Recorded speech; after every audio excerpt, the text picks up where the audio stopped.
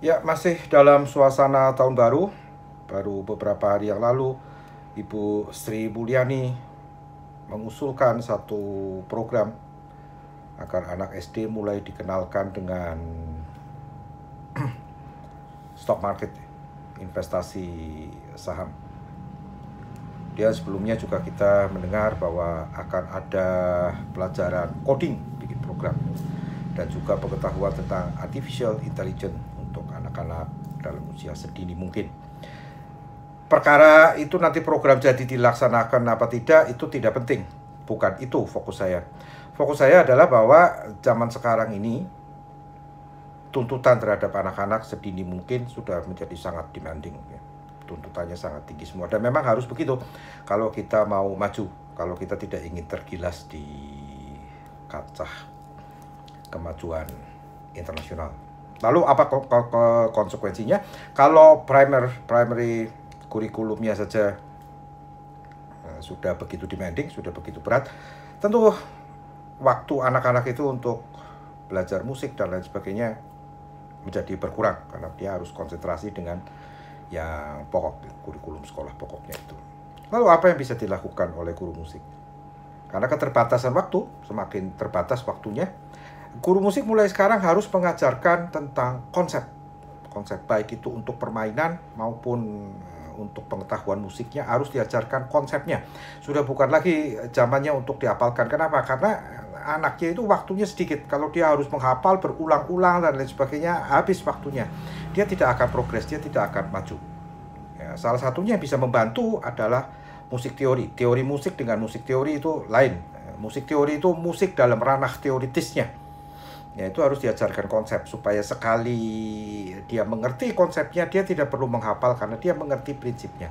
Prinsip ini juga sudah diterapkan sebetulnya di sekolah-sekolah umum, terutama dalam pelajaran matematika dan lain sebagainya. Itu kalau anak SMP mempelajari rumus ABC, rumus ABC yang grafik fungsinya berupa parabola, itu selalu diajarkan asal mula rumusnya itu dari mana toh. Itu namanya pengajaran konsep.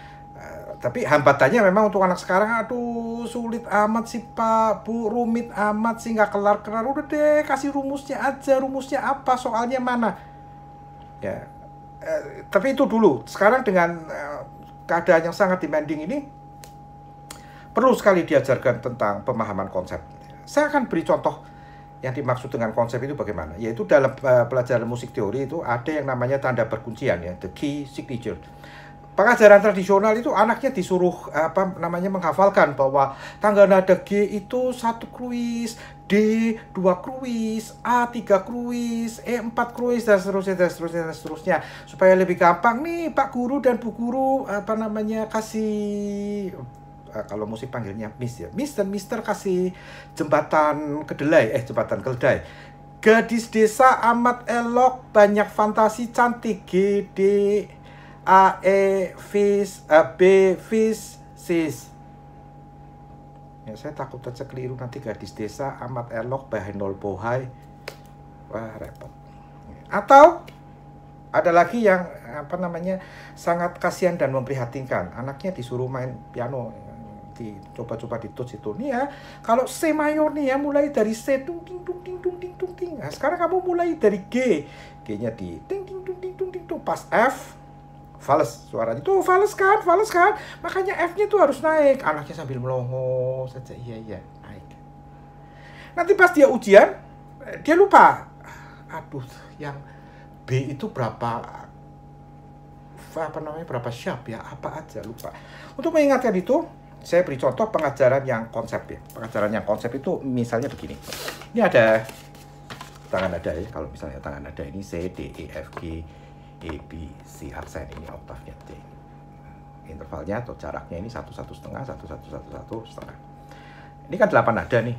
Kalau kita bagi 4, 1, ini namanya tetrachord 1, tetrachord 2. Tetra itu 4, chord itu korda, senar. Ya, senar bunyi lah, karena dulu itu bunyi diukurnya pakai senar. Tetrachord 1, tetrachord 2.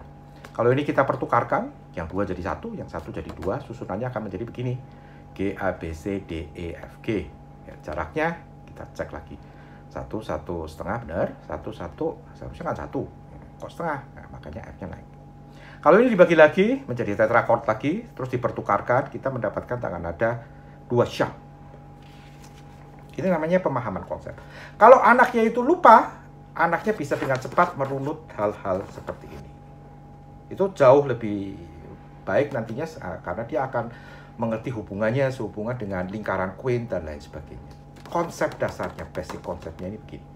Sudah tidak ada lagi zamannya tuh anaknya disuruh nyoba, alasannya dengan pengajaran empirik, anaknya mencoba ya.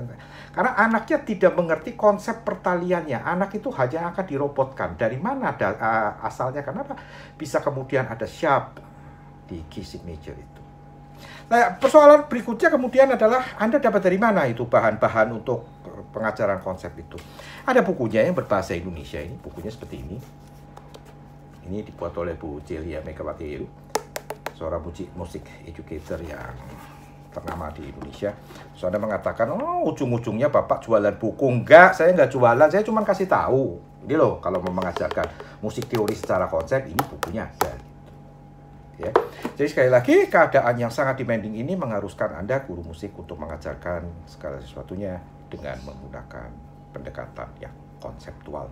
Apakah itu akan berhasil? Belum tentu juga, tapi setidaknya itu adalah usaha untuk memangkas susah payahnya perjuangan anak didik dalam beradaptasi dengan pendidikan musik di tengah-tengah pendidikan sekolah umum yang kebutuhannya sangat demanding.